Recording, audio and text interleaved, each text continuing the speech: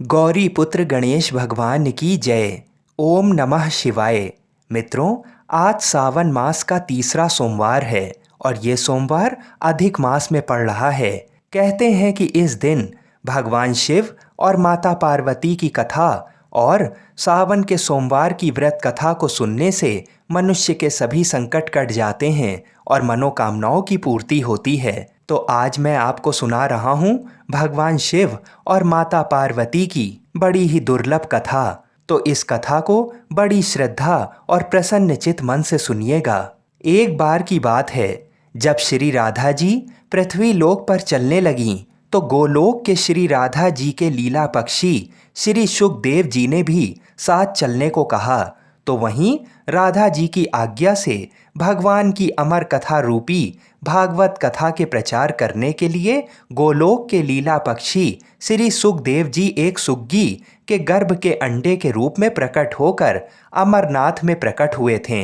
वह अंडा हवा के झकोरों के कारण फूट गया था तथा अमरनाथ में फूटा हुआ पड़ा था। इधर एक बार श्री नारद जी घूमते घूमते कैलाश पर्वत पर पहुंचे तो श्री पार्वती जी ने नारद को सत्कार करने के बाद पूछा कि नारद जी, आप कहाँ से आ रहे हैं? तो नारद जी ने कहा कि मैं हर जगह घूमते हुए आ रहा हूँ, परंतु अब घूमना कम कर दिया है क्योंकि लोगों पर विश्वास नहीं है। इसका कारण लोगों में प्रेम एक दूसरे के प्रति नहीं है, केवल दिखावे का प्रेम है, वस्तुतः नहीं है। तब पार्वती जी ने कहा, हे नारद जी, लेकिन हमारे पति भूत भावन शंकर जी में तो बहुत प्रेम है, यानी श्री शंकर जी हमसे बहुत प्रेम करते हैं। तब श्री नारद जी ने कहा कि हे पार्वती जी, जब आपके पति देव श्री शंकर जी आपसे प्रेम करते हैं तो ये जरूर बतलाए होंगे कि श्री शंकर जी जो अपने गले में माला पहनते हैं वह कैसी और किसकी माला है। तब पार्वती ने कहा, हे नारद जी, ये माला पहनने का रहस्य तो वे अभी तक नहीं बतलाए हैं। तब नारद जी ने कहा कि फिर आपके पति आपसे झूठा या दिखावे का प्रेम करते हैं, वस्तुतः प्रेम नहीं करते हैं। इतना कहकर श्री नारद जी वहां से चल दिए। इधर वहीं एक बार पार्वती जी ने भोलेनाथ से अनुरोध किया कि कृपा ये बताइए कि आपके गले में किसकी माला है तथा ये वर दें कि हे स्वामी, मुझे आपसे वियोग नहीं हो और हमेशा आत्मज्ञान बना रहे, इसका कोई उपाय बताएं। आगे श्री शंकर जी ने कहा कि इस आत्मज्ञान को मैं समय से बतलाऊंगा, परंतु श्री नारद जी द्वारा जो भेद वचन है उन भेद वचनों के समाधान को करते हुए श्री शंकर जी ने कहा कि हे पार्वती, ये हमारे गले में जो मुंडों की माला है वह मुंड माला तुम्हारे ही मुंडों की है, जिनको मैंने तुम्हारे बार बार मरने पर तुम्हारी यादगारी में माला के रूप में धारण किया है, क्योंकि मैं तुमसे अति प्रेम करता हूँ। तब पार्वती जी ने कहा कि मैं बार बार मर जाती हूँ और आपकी मृत्यु नहीं होती, इसका कारण क्या है? तब श्री शंकर जी ने कहा कि हे पार्वती, मैंने अमर कथा सुना है जिससे मैं अमर हूँ। ये घटना सुनकर श्री पार्वती जी ने अमर कथा सुनने के लिए श्री शंकर जी से प्रार्थना की। तब शंकर जी ने कहा, हे पार्वती, इस समय मैं तुम में अमर कथा सुनने का पूर्ण लक्षण नहीं देख रहा हूँ, फिर भी तुम्हारे आग्रह करने के कारण मैं अवश्य कथा सुनाऊंगा। यानी आज आपको अति गोपनीय कथा सुना रहा हूँ जिसको सुनकर तुम भी अमर हो सकती हो। इसलिए आप जरा बाहर देख कर आइए कि कहीं कोई और तो नहीं है। श्री पार्वती जी ने बाहर आकर चारों तरफ अच्छी तरह देखा तो वहां एक सुख सावक के विगलित अंडे के सिवा कुछ नहीं था। उन्होंने श्री शंकर जी से कहा कि बाहर कोई नहीं है। तब बीच बीच में पार्वती जी कथा सुनने के दौरान हुंकारे भरती थीं।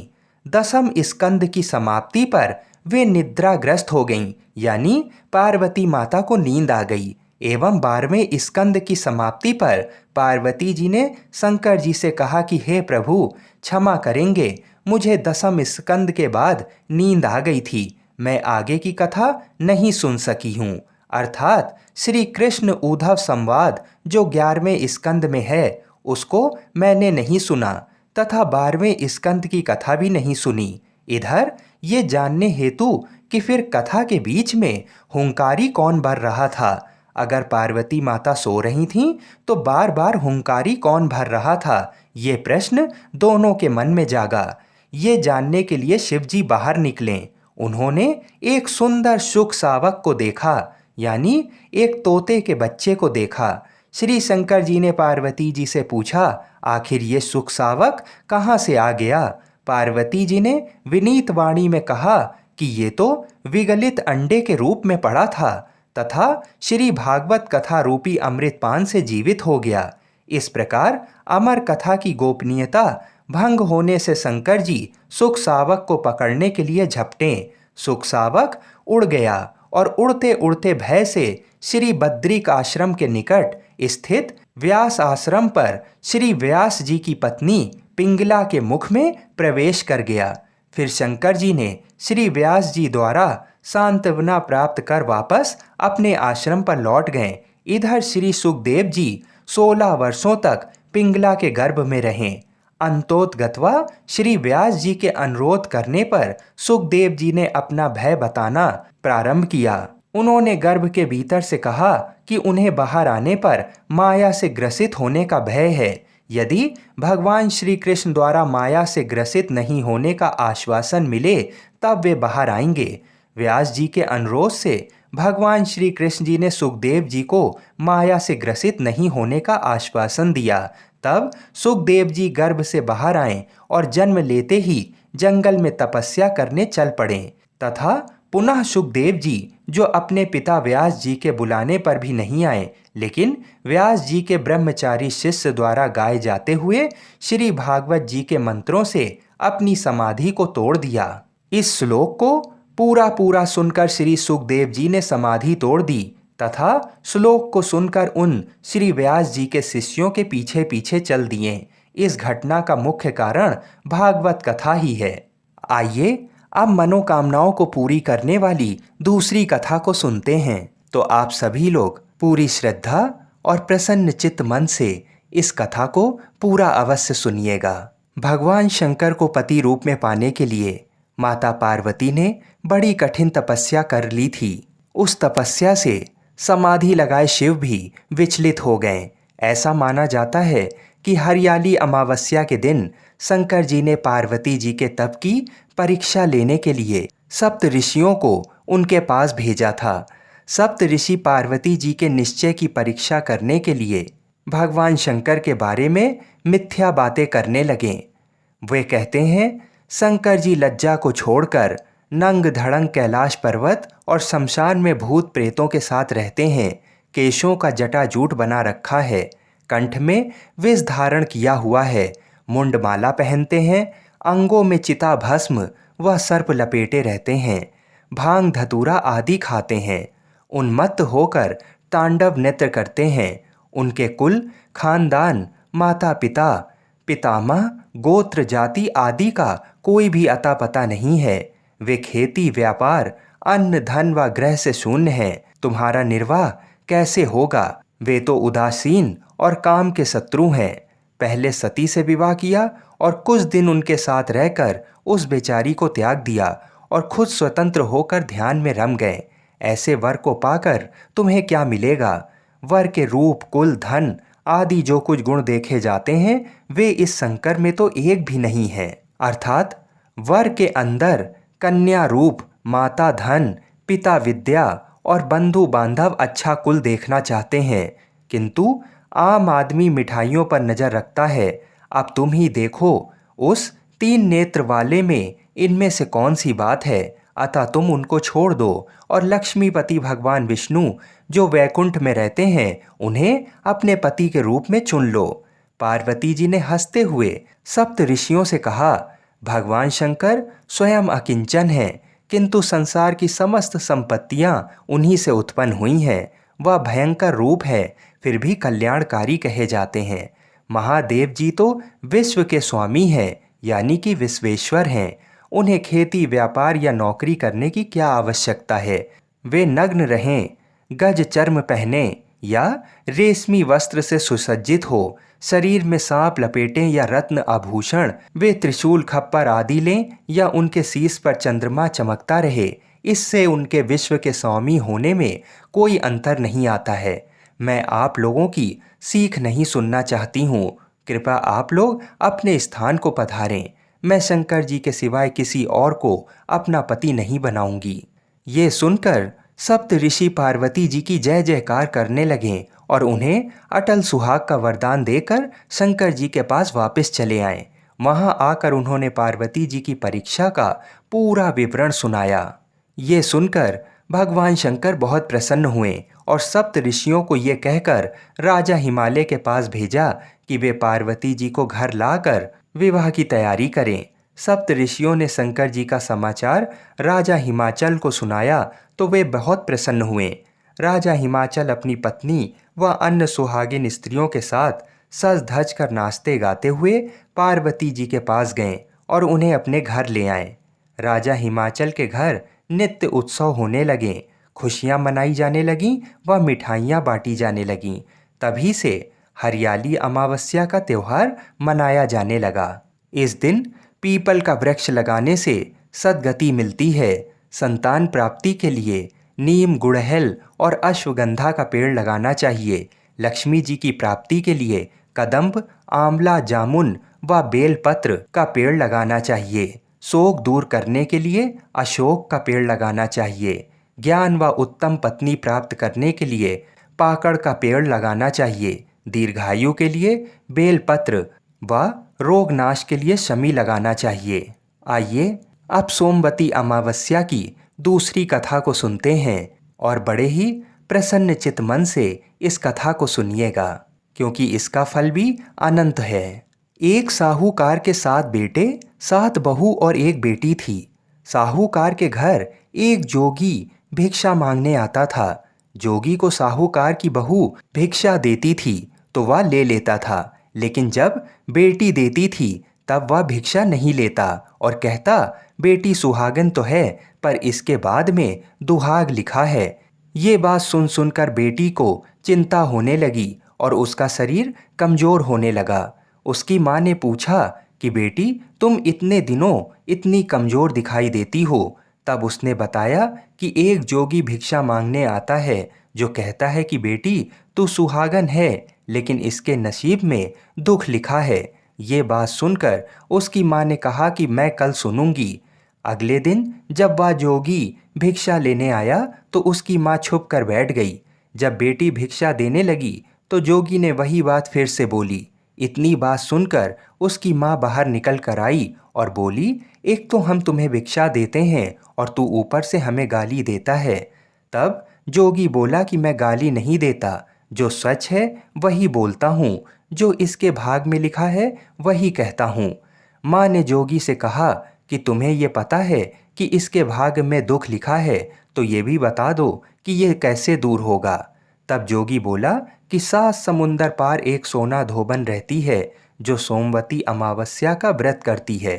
अगर वह आकर अपना फल दे दे तो इसका निवारण हो सकता है, नहीं तो विवाह होकर भी इसके पति को सर्प डस लेगा। ये बात सुनकर माँ बहुत रोने लगी और सोना धोबन की तलाश में जाने लगी। चलते चलते रास्ते में तेज धूप पड़ने लगी तो साहूकारनी एक पीपल के पेड़ के नीचे बैठ गई। उस पीपल के पेड़ में एक गरुड़ पक्षी का घोंसला था, जिसमें गरुड़ का छोटा बच्चा था।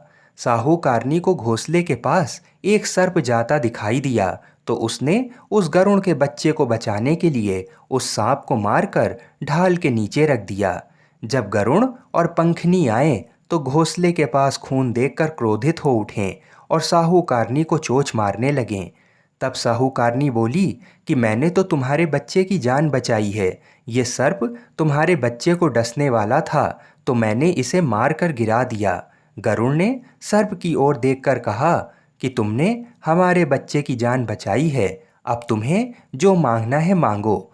तब साहूकारनी बोली कि मुझे 7 समुंदर पार सोना धोबन के घर छोड़कर आओ।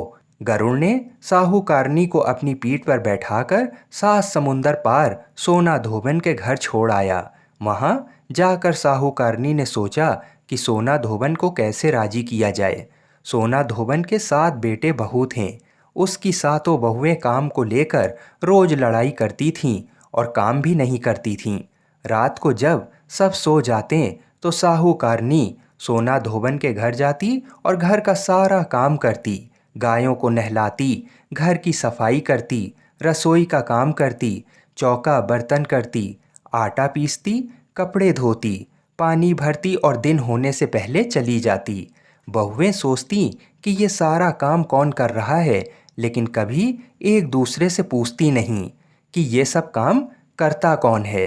एक दिन धोबन ने कहा कि तुम आजकल लड़ती भी नहीं हो, काम भी ठीक कर रही हो। तो बहुओं ने कहा कि सासू जी, काम तो हमें ही करना पड़ता है, चाहे हम लड़ कर करें या राजी से करें, इसलिए लड़ाई करने का क्या फ़ायदा। सोना धोबन ने सोचा कि आज देखा जाए कि कौन सी बहू काम करती है, और वह रात को सोई नहीं। उसने देखा कि रात को एक स्त्री आई और पूरा काम करके जाने लगी। तो सोना धोबन ने बोला कि तुम कौन हो और तुम्हें ऐसे करने की क्या ज़रूरत है जो तुम इतना काम कर रही हो। तब साहूकारनी ने कहा कि ज़रूरत है, तभी तो इतना काम कर रही हूँ। सोना धोबन ने पूछा कि तुम्हें क्या चाहिए। साहूकारनी बोली कि पहले मुझे वचन दो, तब मैं आपको बताऊंगी। सोना धोबन ने वचन देकर कहा कि अब बताइए, मैं आपको वचन देती हूँ। साहूकारनी बोली कि मेरी बेटी के भाग में दुख लिखा हुआ है, इसलिए आप चलकर उसे सुहाग दें और सोमवती करें। सोना धोबन अपने बेटे बहू से बोली कि मैं तो साहूकारनी के साथ जा रही हूँ, यदि पीछे से तुम्हारे पिताजी खत्म हो जाएं तो तेल घी के कूप में डालकर छोड़ देना। फिर दोनों जनी साहूकारनी के घर चली जाती हैं। अब जब साहूकार की बेटी का ब्याह होने लगा तो दूल्हा फेरों में बैठ गया। सोना धोबन दूल्हे के घुटने के पास कच्चा करवा रख देती है, उसमें दूध डाला और तात का तार लेकर बैठ गई। थोड़ी देर बाद सांप दूल्हे को डसने के लिए आया। सोना धोबन ने करवा आगे रखा और तार से बांध दिया, लेकिन दूल्हा डर के मारे मर गया। तब सोना धोबन ने टीके में से रोली निकाली, मांग में सिंदूर निकाला, आँख में से काजल निकाला और मेहंदी निकालकर छोटी उंगली से छींटे मारे और बोली कि मैंने आज तक जितनी भी सोमवती अमावस्या करी हैं उनका फल साहूकार की बेटी को लग जाए, और आगे जो मैं सोमवती अमावस करूं वह मेरे बेटे को लगे। इतना कहते ही दूल्हा जीवित हो गया और सब सोमवती की जय जय बोलने लगे। सोना धोबन वापस जाने लगी, तब साहूकारनी बोली कि तुमने मेरे जवाई को नया जीवन दान दिया है, इसलिए कुछ भी मांगो। वह बोली कि मुझे तो कुछ नहीं चाहिए, सिर्फ एक हांडी दे दो। वह हांडी लेकर चली जाती है। रास्ते में सोमवती आती है तो हांडी का 108 परिक्रमा लगाकर पीपल के पेड़ के नीचे गाड़कर घर आ जाती है। घर आकर देखती है कि उसका पति मरा हुआ तेल और घी के रूप में पड़ा है। तब वह टीका में से रोली निकालती है, मांग में से सिंदूर, आँख में से काजल और मेहंदी निकालकर छोटी अंगुली से छींटे दिए और बोली, मैंने जो रास्ते में सोमवती की है उसका फल मेरे पति को लगे। इतना कहते ही उसका पति उठकर बैठ गया और घर का ज्योतिष आया और बोला कि जजमान, सोमवती अमावस्या को मेरे लिए क्या दक्षिणा है। सोना धोबन बोली कि मुझे तो सोमवती रास्ते में आई थी तो कुछ भी नहीं किया, और जो कुछ भी किया वह सब पीपल के नीचे ही गाड़ दिया। ज्योतिषी ब्राह्मण ने जाकर खोद कर देखा तो 108 और 13 सोने के चक्कर मिले। ज्योतिष ब्राह्मण सबको घर ले आया और बोला कि ऐसी फेरी की है, और मुझे बोल दिया कि कुछ भी नहीं किया। सोना धोबन बोली, ये तो तुम्हारे भाग से ही हुआ है, इसलिए इसे तुम ही ले जाओ। ब्राह्मण बोला कि मेरा तो इसमें चौथी पाती है, बाकी आपका मन हो तो उसे दे देना। सारी नगरी में बोल दिया कि सब सोमवती अमावस्या का व्रत कीजिए।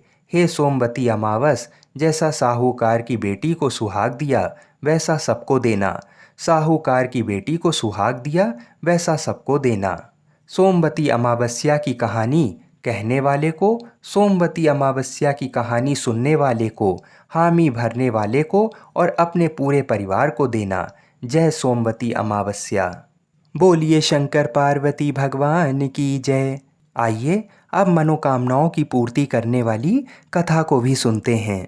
एक साहूकार था जो भगवान शिव का अनन्य भक्त था। उसके पास धन धान किसी भी चीज़ की कमी नहीं थी, लेकिन उसकी कोई संतान नहीं थी और वह इसी कामना को लेकर रोज शिव जी के मंदिर जाकर दीपक जलाता था। उसके इस भक्ति भाव को देखकर एक दिन माता पार्वती ने शिव जी से कहा कि प्रभु, ये साहूकार आपका अनन्य भक्त है, इसको किसी बात का कष्ट है तो आपको इसे अवश्य दूर करना चाहिए। शिव जी बोले, हे पार्वती, इस साहूकार के पास पुत्र नहीं है, ये इसी से दुखी रहता है।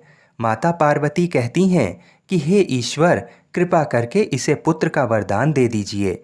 तब भोलेनाथ ने कहा कि हे पार्वती, साहूकार के भाग में पुत्र का योग नहीं है। ऐसे में अगर इसे पुत्र प्राप्ति का वरदान मिल भी गया तो वह केवल 12 वर्ष की आयु तक ही जीवित रहेगा। ये सुनने के बाद भी माता पार्वती ने कहा, हे प्रभु, आपको इस साहूकार को पुत्र का वर देना ही होगा, अन्यथा भक्त क्यों आपकी सेवा या पूजा करेंगे।